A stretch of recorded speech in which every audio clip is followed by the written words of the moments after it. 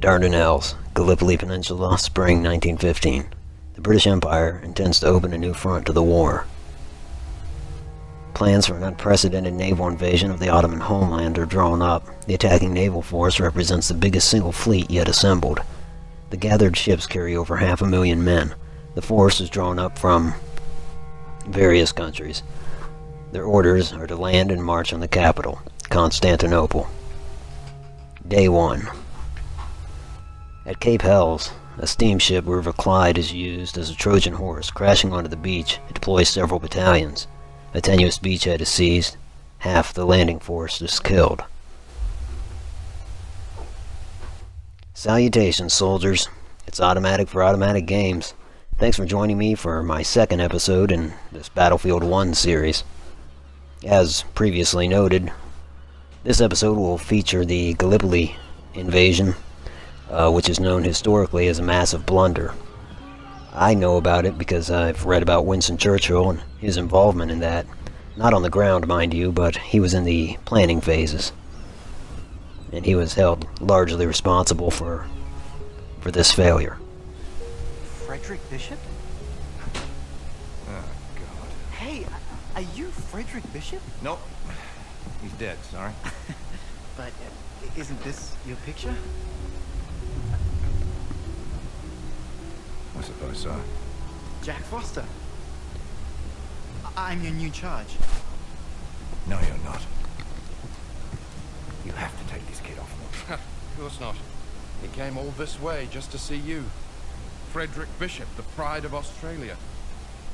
He lied about his age to get past conscription.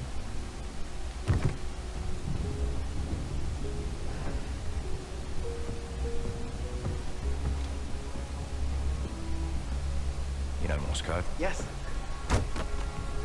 Follow me!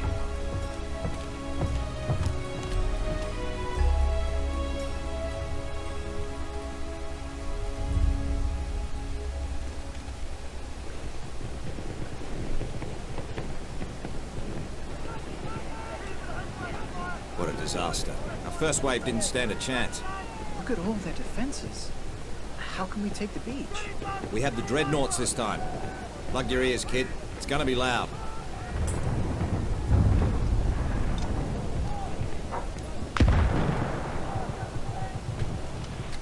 Send these coordinates.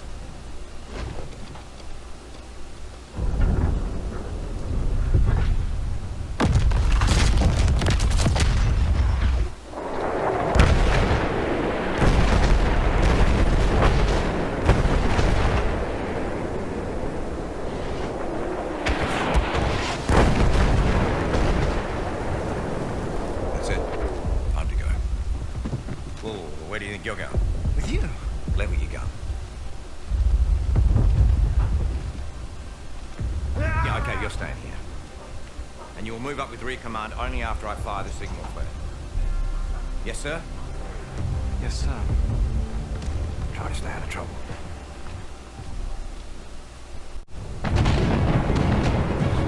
Some details of the attack on Gallipoli are fresh in my mind from a National Geographic article, one of their magazines that I read recently.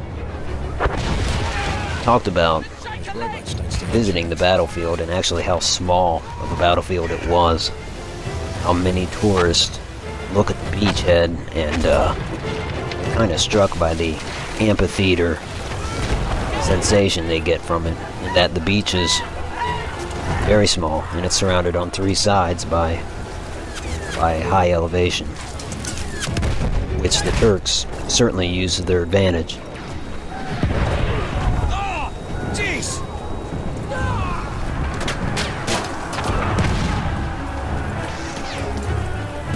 It just strikes people as an inherently poor place to launch an amphibious assault.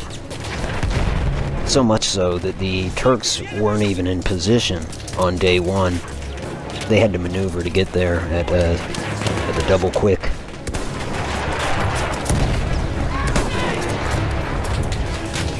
This because the Turkish commander just assumed that the Allies would not land there if they were to attack. Unfortunately, the Turks did get into position in time.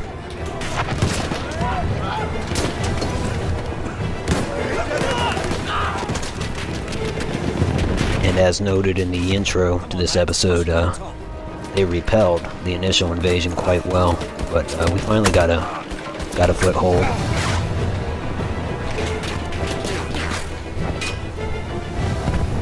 I say we, but as an American, I just kind of throw my lot in the Allies, although we certainly weren't involved in the war this early.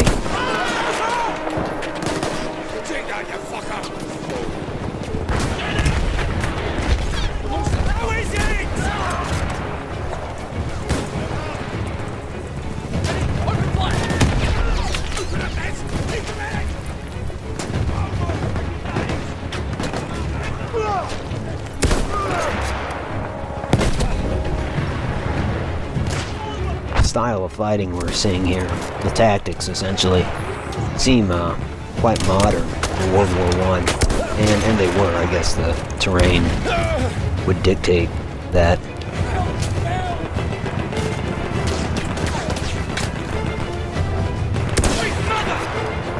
Although we are still using antiquated weapons, of course.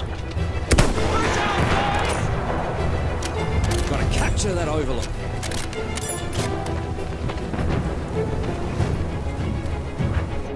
Albeit fantastic weapons for 1915. World War I typically is known for trench warfare. Of course, early on, say in August of 1914, when things were, when countries were starting to make their declarations, the Battle of Mulhouse comes to mind, and the battles along the Belgian frontier near France, where Napoleonic tactics were still the fashion. That is to say, firing lines with flags flying. Granted, they'd throw out skirmish lines in front of the firing lines, but they did the same thing in the Civil War, the American Civil War, that is. So not much had changed in terms of tactics as far as the Allies were concerned. In the case I've mentioned, Mulhouse, I mean, it would be the French employing those tactics. The Germans met them likewise. However, the Germans were deploying machine guns, which you can only imagine what that would do to a firing line. Troops crammed shoulder to shoulder. Wool clad. Of course, we'd keep wearing wool up until the end of the war.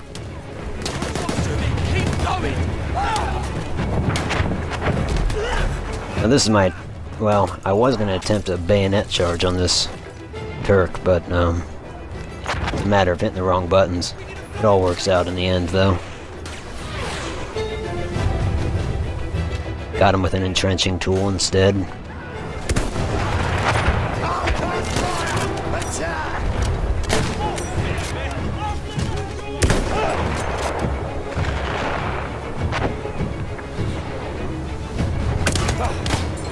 Now, as I mentioned, Gallipoli was an embarrassment for Churchill. Damn near derailed his career. Of course, you know that it didn't, because decades later, he would find himself Prime Minister. And a well-suited one for a time of war.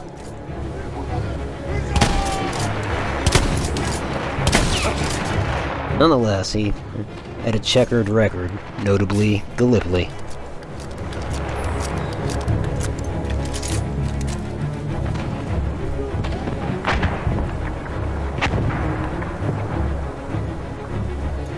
Now we've just about cleared this high ground, so we're off to a good start, but spoiler alert, you know how it ends. It ain't gonna be good. We'll take a look at that in the episodes to come. As far as Mr. Bishop here, who is essentially a messenger and a runner, things are looking up. Hoisting the Union Jack there. Anyhow, I do appreciate you watching. We'll close out with a cinematic. If you like this, like it. Look out behind you, Bishop.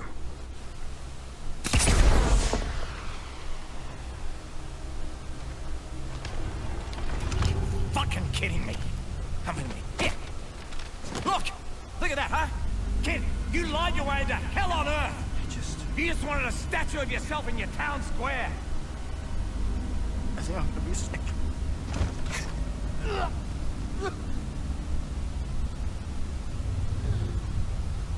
Come on, kid, get up. Come on. Come on. I'm gonna die. No, you're not.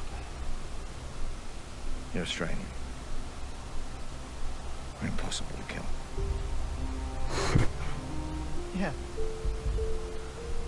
I guess so. Unless... Not Kiwi, eh? No. Now. First things first. Yeah, come on, stand up. Follow me. I'm in here.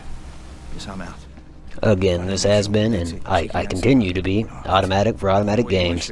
Thanks for watching, and I'll talk to you soon.